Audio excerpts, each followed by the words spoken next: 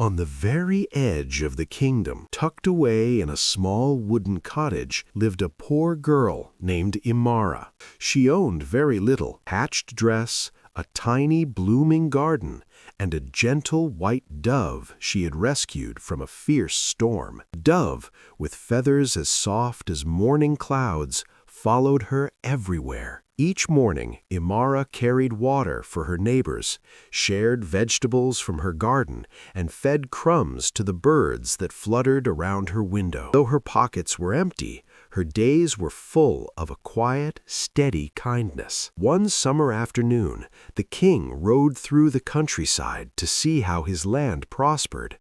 Suddenly, a violent storm swept across the hills, scattering his guards and frightening his horse. The king was thrown to the ground near the edge of the forest, his royal clothes soaked and his crown lost in the thick mud. Imara found him there while searching for her dove. Without recognizing him as the king, she helped the injured stranger to her small cottage. She cleaned his wounds, gave him warm soup, and wrapped him in her father's old wool blanket. Through the tiny window, the king watched as Imara shared her very last loaf of bread with a hungry child passing by. He saw how the villagers trusted her, and how even the wild animals gathered peacefully at her doorstep. In that humble cottage, the king felt a warmth he had never known inside the cold stone walls of his grand palace. When the storm finally cleared, his royal guards arrived. Only then did Imara realize the stranger she had cared for